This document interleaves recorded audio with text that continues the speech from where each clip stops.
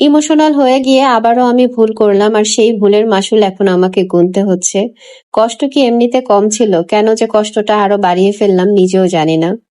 কিছুটা আপনাদের সাথে দুঃখ কষ্ট ভাগাভাগি করতে গিয়ে আমার সেই কষ্ট আর সমস্যা যেন আরো বেড়ে গেল, আর সেই সাথে আপনাদের কিছু মানুষের অনেক অনেক ধরনের কটু কথা আজ আমাকে শুনতে হচ্ছে। যেটা আমি করিনি সেটাও শুনতে হচ্ছে, যেটা আমার দ্বারা সম্ভব না সেটাও শুনতে হচ্ছে। তবে আপনাদেরকে দোষ দিব না, এই জন্য দোষী আমি কেন আপনাদের সাথে এইসব শেয়ার করতে গিয়েছি, তাই আপনারা এখন যা ইচ্ছা তাই বলতে পারেন। তবে এই বিপদের সময়ে আমাকে এটুকু বুঝিয়েছে যে কিছু মানুষ আছে যারা আমাকে আসলে অনেক বেশি ভালোবাসে, পছন্দ করে। প্রতিদিনের মতো সেই সকালবেলা থেকে যে ডেইলি ব্লগ শুরু করা, রাতে গিয়ে শেষ করা, সেটা আর হয়ে উঠছে না। অনেক চেষ্টা করছি, অনেক নিজের সাথে, মনের সাথে, সবকিছুর সাথে যেন যুদ্ধ করছি, তাও পেরে উঠছি না। মাথার চুল পড়তে পড়তে কয়েক মাস ধরে যেন টাকি হয়ে যাচ্ছি। চোখের নিচে কালো হয়ে গেছে না ঘুমাতে না ঘুমাতে। এদিকে কান্না করলে চোখ লাল হয়ে যায়, আর না ঘুমানোর জন্য চোখের নিচে কালো হয়ে গেছে।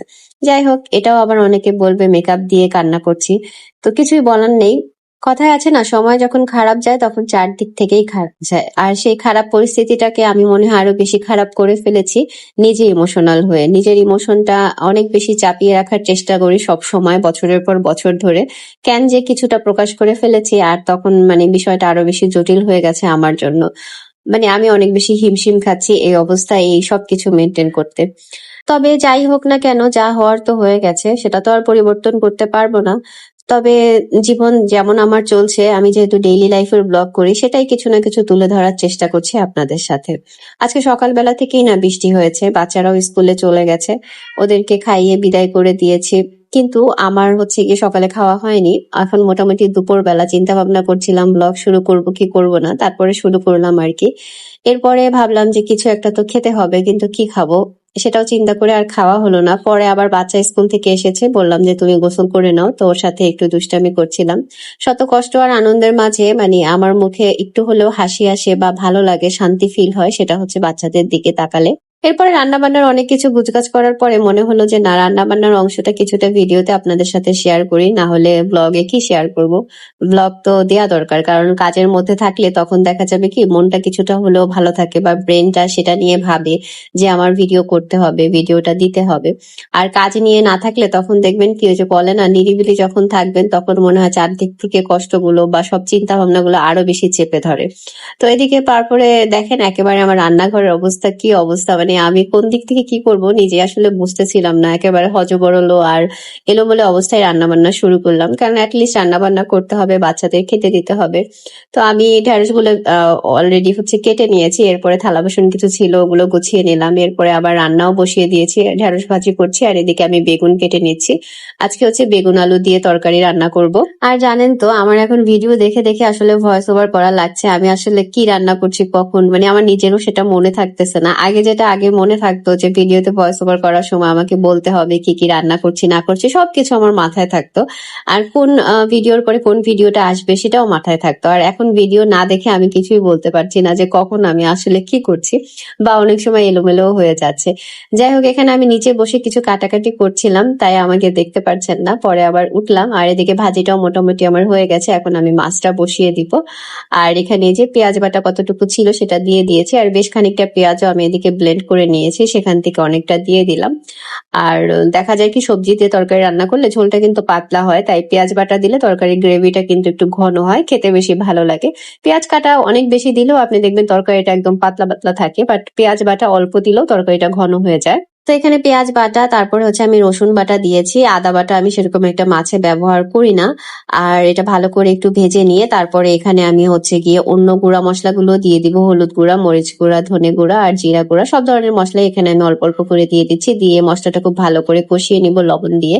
আবার দেখেন আমি এখানে লবণ তুলে ফেললাম, কারণ আমি পেঁয়াজ বাটা যখন দিয়েছিলাম তখন না লবণ দিয়েছিলাম। তো পরে গিয়ে আমার মনে হয়েছে আমি তো লবণ দিয়েছি মনে হয়, থাক এটা তুলে ফেলি। আর চেক করে দেখা যাবে, যদি মনে হয় যে না আমি দেইনি, পরে তো আবার দেয়া যাবে, কিন্তু যদি ডাবল হয়ে যায় তাহলে তো আর খাওয়াও যাবে না। আমার কাজ বাজ যতটুকু করি না কেন, আমি সবকিছু গুছগাছ করে একটু পরিপাটি ভাবে করতেই পছন্দ করি, যাতে কোনো কিছু মিস না হয়ে যায়। তারপরও দেখেন, এই যে এখন এমন অবস্থা চলতেছে, তরকারিতে দুবার লবণ দিয়ে দিচ্ছি, আবার কোনো তরকারিতে লবণই দিচ্ছি না।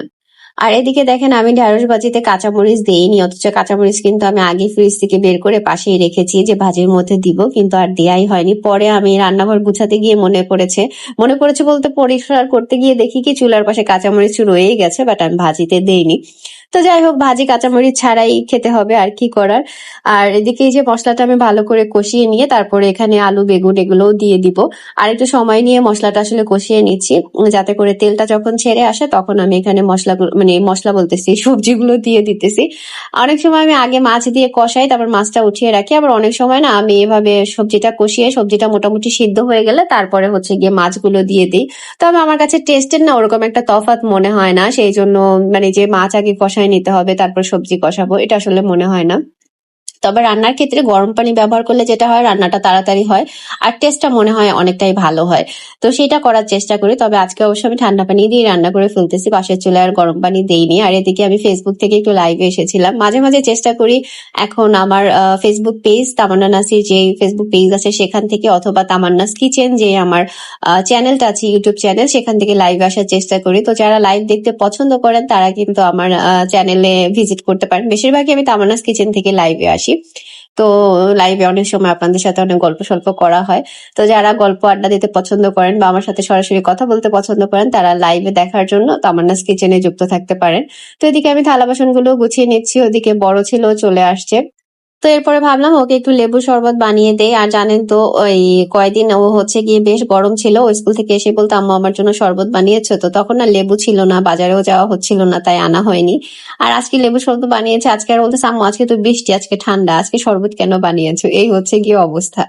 আমার মনে হলো যে লেবু যেহেতু কেনা হয়েছে বাচ্চাটাকে আগে শরবত বানিয়ে দেই। বাচ্চাটা 2 দিন খেতে চেয়েছে, আমি দেইনি, মনটা যেন কেমন করছিল, আর আজকে বানিয়ে দিলাম। আর আজকে আবার বলতেছে কেন বানিয়েছো। আসলে সিচুয়েশন গুলোই এমন হয়, আপনি যখন কোনোটা করবেন না তখন দেখবেন যে সেটার জন্য মানুষ আফসোস করবে, আর যখন করতেই থাকবেন তখন সেটাকে কেউ মূল্যায়ন দিবে না। তো যাই হোক, আমি রান্না বান্না শেষ করে রান্নাঘর পুরো গোছাতে পারিনি, আমার মাথা প্রচন্ড ঘুরতেছিল আর শরীর অনেক দুর্বল লাগতেছিল, এই দিক দিয়ে প্রচন্ড রকমের কাশি আমার। সেই জন্য সরাসরি ভয়েস দিয়ে আসলে আপনার সাথে ব্লগও করতে পারি না, কারণ ফুল ব্লগের মধ্যে খালি কাশতেই থাকবো। তাই অনেক কষ্ট টষ্ট করে একটু ভয়েস ওভার দিয়ে চেষ্টা করি আপনাদের সাথে ব্লগ শেয়ার করা। তো কিছুক্ষণ আমি একটু শুয়েছিলাম। আর এদিকে আবরার হচ্ছে গিয়ে খেলতেছে, আর পোকোর জন্য নাকি সে বাসা বানাইতেছে। আর পোকো ওদের কাছে একদম এমন লক্ষ্মী বাচ্চা হয়ে বসে থাকে, কি আর বলবো, নড়ে চড়ে না, ওরা যেভাবে রাখে ওইভাবেই থাকে, ঠিক আছে, মিশে থাকে ওদের সাথে। আর এদের দেখেন আমি ওকে একটু ধরতে যাচ্ছি, ও সুন্দর করে 2 হাত দিয়ে আমাকে জড়ায় ধরবে, ওরা একদম না মানুষের বাচ্চার মতোই সব আচরণ করে, ঠিক আছে।